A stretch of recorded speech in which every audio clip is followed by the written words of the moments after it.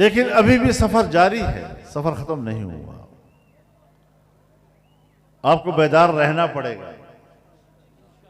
ابھی قانون سازی وفاق کی سطح پر ہوئی ہے، ابھی صوبوں میں نہیں ہوئی، مدارس کے حوالے سے اس قانون سازی کی طرف بھی جانا ہے اور انشاءاللہ کامیابی کے ساتھ جانا ہے۔ باقی تو سیاسی معاملات ہیں، تو عام آدمی کے حق پر میرے والد صاحب رحمہ اللہ کی رائے یہ تھی کہ ووٹ بیعت ہے، بیعت بالواسطہ بھی ہوتی ہے، بلا واسطہ بھی ہوتی ہے۔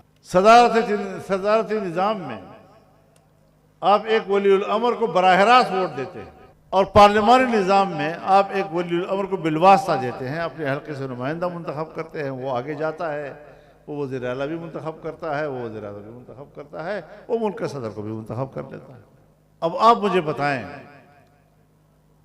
کہ عام آدمی کسی ایک کی بیعت کرے اور جب نتیجہ نکلے تو وہ کسی اور کی بیعت ہو چکا ہو، جس کے ہاتھ پر کسی نے بیعت ہی نہیں کی اور وہ کہتا ہے میں ولی الامر ہوں، اس کو تو شریعت میں بھی ولی الامر تسلیم کرنا جائز نہیں۔ ایک پریس کانفرنس میں میرے پاس میں نے دیکھا کہ ایک طالب علم جیسا آدمی بیٹھا ہوا ہے اور اس نے مجھ پر ایک سوال کیا، لگتا ایسا تھا کہ کسی استاد جی نے پڑھایا ہوگا۔ مجھے کہتا ہے کہ صاحب وزیر اعظم تو ولی الامر ہوتا ہے، آپ اس کے خلاف تحریک چلا رہے ہیں، یہ خروج کے زمرے میں نہیں آئے گا؟ میں نے کہا جی جس کے ہاتھ میں نے بیعت ہی نہیں کی وہاں خروج کا کیا مطلب؟ میں داخل ہی نہیں ہوں تو خروج کیسے؟ حضرت حسین رضی اللہ تعالیٰ عنہ نے یزید کی بیعت نہیں کی، میں نے بھی حسین کی سنت پہ عمل کیا ہے۔ حکمران کا مقام یزید کا ہے، میرا مقام حسین کا ہے، اب بتاؤ مجھے۔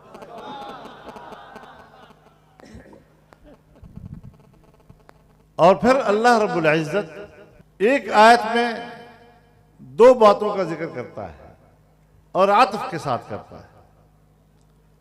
قُلِ اللَّهُمَّ مَالِكَ الْمُلْكِ تُؤْتِ الْمُلْكَ مَنْ تَشَاءُ وَتَنزِعُ الْمُلْكَ مِمَّنْ تَشَاءُ، یہ ایک بات۔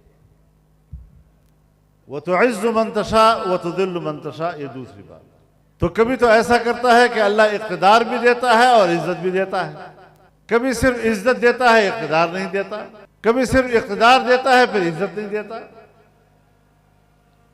تو یہ جو ہمارے حکمران ہوتے ہیں ان کو اقتدار تو مل جاتا ہے پھر عزت نہیں ملتی۔